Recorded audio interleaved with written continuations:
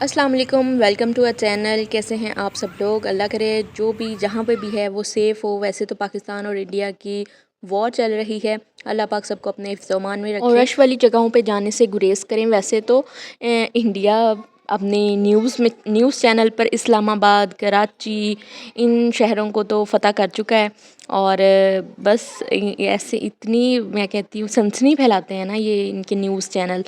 तो जी चलते हैं अपने पहले आइडिया की तरफ। यहाँ पर मेरे पास ऐसे जैम वाले जार जो होते हैं, ये मैंने एक लिया है। इस तरह के बहुत सारे जार हमारे पास आ जाते हैं जिसमें लहसुन अदरक का पेस्ट होता है, इसमें फ्रूट कॉकटेल्स भी होते हैं, तो पिकल्स भी होते हैं। इस तरह के जार जो होते हैं इनके ऊपर के लेबल उतारना मुश्किल होता है।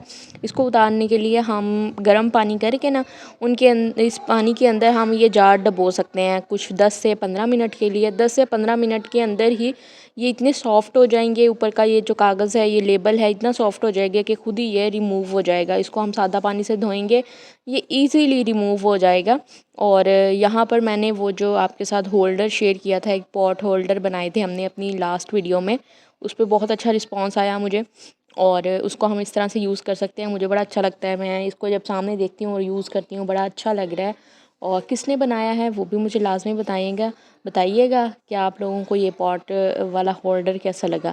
यहाँ पर ये देखें हमने इसको रिमूव कर लिया, ड्राई कर लिया। इसके बाद अब हम इसके अंदर करेंगे पुदीना स्टोर। मुझे रिक्वेस्ट आई थी कि पुदीना कैसे स्टोर हो सकता है, पुदीने को सेफ़ कैसे करें, ये तो 1-2 दिनों में काला हो जाता है। तो इस तरह से पुदीने की पत्तियाँ बना के एक शीशे के जार के अंदर, पत्तियाँ भी ड्राई होनी चाहिए, ग्लास जार भी ड्राई होना चाहिए, तो उसके अंदर फिल करके ना अच्छे तरीके से इसको हम फ्रीज़र में रख देंगे। और ये तकरीबन घंटा डेढ़ को लगता है ये अच्छे तरीके से फ्रीज़ हो चुकी होती हैं, क्योंकि एक जो शीशे वाला जार होता है इसमें चीज़ें प्रिजर्व रहती हैं। यहाँ पर आप देखें अभी मैं इसको फ्रीज़ करूँगी और मैंने जब इसको दोपहर में ही मैंने बना के रखी थी और शाम तक मैंने देखा तो ये फ्रीज़ हो चुकी थी। ये बिल्कुल इस तरह से फ्रीज़ हो चुकी हैं और ये फ़ौरन ये रूम टेम्परेचर पे आ जाती हैं। जैसे आप इनको बाहर निकालेंगे, फ़ौरन धोएंगे तो ये रूम टेम्परेचर पे होंगी। इनका आप शरबत बना के पिएँ पुदीने का या चटनी बना के खाएं तो ये बिल्कुल एज़ इट इज़ टेस्ट, खुशबू इसकी वैसे की वैसी रहती है। आप महीनों तक ऐसे इसको स्टोर कर सकते हैं, महीना डेढ़ भी आप फ्रिज में रखेंगे ना तो ये अपनी असली हालत में रहेंगे और खुशबू भी ऐसी आती रहेगी। बस ये है कि लाइट बंद ना हो, ये डीफ्रोस्ट ना हो। जैसे फ्रिज में रखा, बाहर निकाला जार और बाहर पड़ा रहा, फिर आपने उठा के फ्रिज में रख दिया तो ऐसे फिर चीज़ ख़राब हो जाती है, वो बात नहीं रहती। मैंने एक फैब्रिक लिया है, इसको डबल फोल्ड कर लिया और मुझे एक सर्कल ड्रॉ करना था जिसके लिए मैंने एक बॉल ले लिया। उसकी मदद से मैं एक सर्कल बना लूँगी। अब इस सर्कल से मैंने 3-3 इंच का कपड़ा बढ़ा के काटना है। तो मैं सर्कल जो हमने बनाया है, जो बॉल रखा है, इसके इर्द गिर्द से हमने 3-3 इंच पे निशान लगा देने हैं।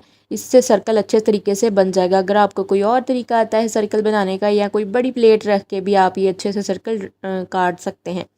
चलें जी, सर्कल हमारा कट चुका है। अब हमने कपड़े को उल्टा करके पूरे सर्कल पे सिलाई लगा देनी है। बस 1.5 इंच का फासला छोड़ देना है जिससे हम इस उल्टे कपड़े को सीधा कर लेंगे।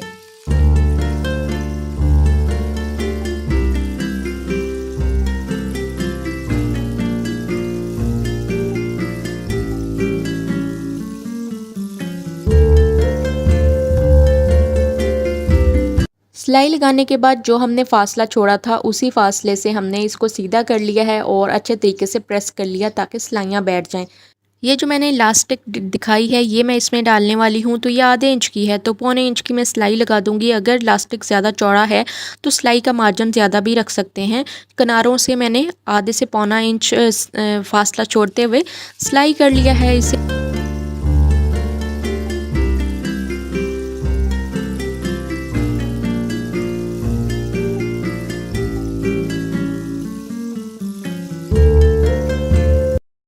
जिस बॉल का हमने नाप लिया था बिल्कुल उसी बॉल के नाप की हमने ये इलास्टिक काट लेनी है। थोड़ी सी खींच के काटिएगा ताकि चुनट अच्छे से बन जाए। अब तक तो आपको अंदाज़ा हो चुका होगा कि हम क्या बना रहे हैं। अक्सर बॉल हमारे ऐसे होते हैं जिनके कोई कवर नहीं होते, कोई लिड नहीं होती, या कोई बास्केट ऐसी होती है, फ्रूट वेजिटेबल बास्केट, जिसको हम कवर करना चाह रहे होते हैं, या दूध की देचकी होती है जिसको कवर करना है।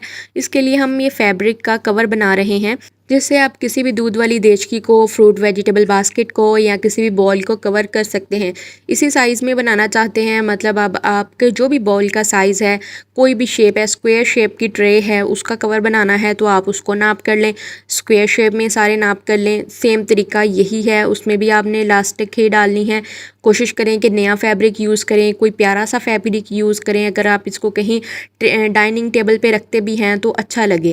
تو یہاں پر آپ دیکھ لیں، اس بول کے میں نے ناپ کا بنایا تھا، کوشش میں نے کی تھی کہ تھوڑے بڑے سائز کا بناؤں، مجھے تو دیچکی کو کور کرنا تھا تو میں نے دیچکی کا ناپ نہیں لیا، لیکن اندازے سے میں نے ذہن میں یہی رکھا تھا کہ میں دیچکی کا ہی کور بنا رہی ہوں۔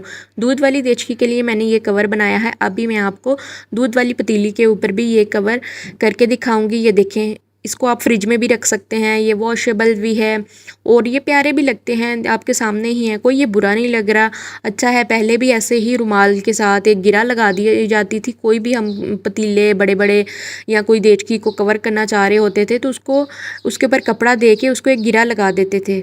تو یہ بھی آئیڈیا برا نہیں ہے، اگر آپ کو اچھا لگے تو پلیز لائک کر دیں۔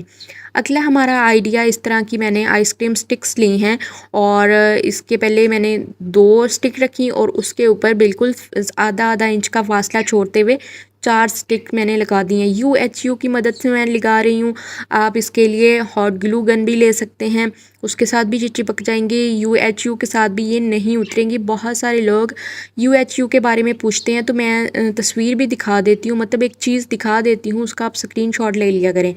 تو یہ جی اس کو سپورٹ دینے کے لیے پیچھے بھی یہ آئس کریم سٹک لگائیں گے، لگاتے وقت آپ اس کو سپورٹ دے سکتے ہیں پیچھے سے، کیونکہ یہ گر رہا ہوتا ہے۔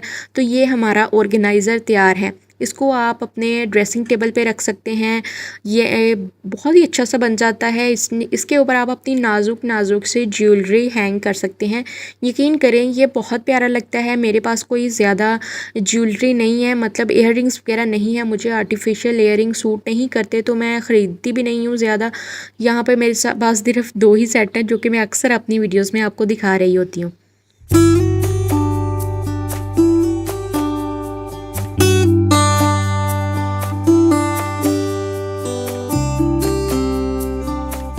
نیکسٹ میں آپ کے ساتھ کچھ وائرل ہیکس شیئر کرنے والی ہوں جو کہ انٹرنیٹ پہ کافی وائرل ہو رہے تھے، جیسا کہ یہ پینٹ فولڈنگ ٹیکنیک ہے۔ اگر ہم کوئی نہ کوئی ٹیکنیک اپناتے ہوئے اپنے الماری کو آرگنائز کریں، جو کپڑے ہیں ان کو ٹیکنیک کی مدد سے تہہ لگا کے رکھیں تو ہماری الماریاں سمٹی ہوئی رہتی ہیں، کم جگہ پہ زیادہ چیزیں آرگنائز ہو جاتی ہیں، زیادہ کپڑے رکھے جاتے ہیں۔ جو رینٹڈ گھر ہوتے ہیں ان میں اسپیس کا بہت ایشو ہوتا ہے، تو اس طرح سے ہمارے کپڑے آرگنائز رہتے ہیں اگر ہم کوئی نہ کوئی ٹیکنیک کو اپنا لیں۔ نیکسٹ ہمارا آئیڈیا ہے، اس طرح کی جو بیگز ہوتے ہیں ان کی زپیں خراب ہو جاتی ہیں، اٹک کے مطلب چل رہی ہوتی ہیں، تو یہ ایک سائن ہوتا ہے کہ زپ ہماری خراب ہونے والی ہے۔ تو کوشش کریں کہ اگر آپ کے پاس ویزلین ہے تو ویزلین اپلائی کر لیں، اگر آپ کے پاس کوئی کسی قسم کی موم بتی ہے، کینڈل ہے، اس میں ویکس ہوتی ہے تو آپ وہ بھی اپلائی کر سکتے ہیں پوری زپ کے اوپر۔ تو آپ زپ کو بند کریں گے، کھولیں گے تو یہ ایزیلی بند کھل جائے گی، بند ہو جائے گی، کھل جائے گی۔ تو یہ ہیک بھی کافی ورک کرتی ہے، یہ بھی میں نے ٹرائی کی تھی، مجھے بھی بہت اچھی لگی اور آپ کی زپ بھی خراب ہونے سے بچ جاتی ہے۔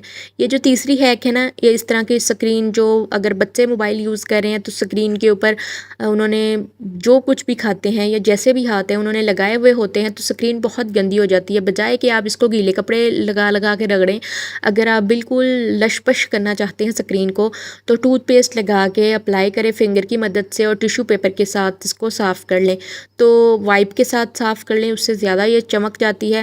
تو آپ دیکھ ہی سکتے ہیں یہ بہت اچھے سے صاف ہو جائے گی بغیر سکریچ پڑے۔ کپڑے سے سکریچ پڑنے کا بھی خدشہ ہوتا ہے تو آپ ٹیشو پیپر سے صاف کریں اور ٹوتھ پیسٹ لگا کے کریں تو بالکل اچھے سے یہ صاف ہو جائے گی۔ یہ ہیک بھی بہت اچھے سے ورک کی تھی۔ اگر آپ نے ان میں سے کوئی ہیک ٹرائی کی ہے مجھے بھی بتائیے گا، اور اگر آپ کوئی اور ہیک جانتے ہیں تو وہ بھی کمنٹ میں بتا سکتے ہیں، بہت سارے لوگ کمنٹ پڑھنے بھی آتے ہیں، ان کا بھی بھلا ہو جائے گا۔ تو فون آپ کے سامنے ہی ہے، یہ لش پش کر رہا ہے، چمک رہا ہے، میں نے ٹوتھ پیسٹ سے صاف کیا، ایزیلی یہ صاف ہو گیا۔ اگلی ہماری ہیک ہے نیل کٹ کرنے کی۔ اگر آپ نیل کٹر سے نیلز کٹ کر رہے ہیں تو بجائے اس کے کہ یہ ڈائریکٹ فرش پہ گرتے جائیں، جس کے لیے کوئی آپ اسپیشل کپڑا بچھائیں، آپ نے کرنا یہ ہے کہ اپنے نیل کٹر کے دونوں سائڈز پہ آپ نے لگا دینی ہے ٹیپ۔ کوئی سی بھی وائٹ ٹیپ یا کسی بھی قسم کی آپ کے پاس ٹیپ اویلیبل ہو، بس آپ نے سائڈ والا پارٹ جو ہے اس کا کور کر دینا ہے، اس سے باکس بن جائے گا۔ جو بھی آپ نیلز کٹ کریں گے وہ اس کے اندر ہی رہیں گے، اور جب آپ نیلز کٹ کر کے ہٹے نا تو آپ نے بس یہ ٹیپیں اتارنی ہیں اور اسی میں نیلز جو کٹ کیے ہوئے پارٹ ہے نا وہ نیلز کے مطلب جو ناخن ہیں ان کے پارٹ کو لپیٹ کے آپ نے پھینک دینا ہے۔ تو یہ ہیک بھی کافی اچھے سے ورک کرتی ہے، آپ کے سامنے ہی ہے، یہ ٹیپ کے ساتھ ہی چپکتے جائیں گے اور آپ کو زیادہ ہیزٹ نہیں کرنی پڑے گی۔ آپ کو یہ ہیک کیسی لگی ہے مجھے بھی بتائیے گا جی لازمی کمنٹ میں۔ چلتے ہیں جی اگلی ٹپ کی طرف۔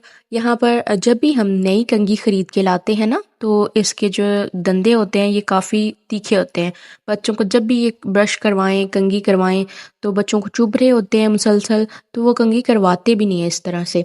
سمپلی آپ نے جب بھی آپ کھانا شانا روٹی بنا کے ہٹے ہیں، توا گرم ہے، گرم گرم توے کے اس الٹی سائڈ پہ آپ نے کنگھی کو چلا دینا ہے۔ چلانے سے نا اس کے آگے والی جو شارپنیس ہے وہ کم ہو جائے گی اور یہ کنگھیاں بالکل ٹھیک ہو جائیں گی۔ آپ بچوں کو کنگھی کریں گے وہ آرام سے کروائیں گی، ان کو چبھیں گی نہیں۔ ان کے ہیڈ سافٹ ہوتا ہے، اسکن سافٹ ہوتی ہے، تو بچوں کو بڑا چبھ رہی ہوتی ہے۔ یہ ٹائم ٹو ٹائم چیزیں دیکھنے کی ہوتی ہیں اور جن کو ہم بالکل اگنور کر رہے ہوتے ہیں، تو یہ اگنور کرنے والی ہوتی نہیں ہے۔ یہ سمپل اگر آپ ٹپس ویڈیو ہیں۔ کو دیکھتے دیکھتے یہاں پہنچ گئے ہیں تو لائک کا بٹن بھی دبا لیں، وہ زیادہ دور نہیں ہے۔ کمنٹ کر کے بتائیں کہ آپ کس سٹی سے اس ویڈیو کو دیکھ رہے ہیں اور آپ کا نام کیا ہے۔ میں آنے والی ویڈیو میں آپ کا نام اور آپ کی سٹی کا نام دوں گی۔ تھینکس فار واچنگ جی۔ اگر آپ نے پیج پر دیکھ رہے ہیں تو پیج کو فالو کر لیں، لائک کر دیں، شیئر کر دیں۔ اپنا ڈھیر سارا خیال رکھیے گا، دعا میں یاد رکھیے گا۔ اللہ حافظ۔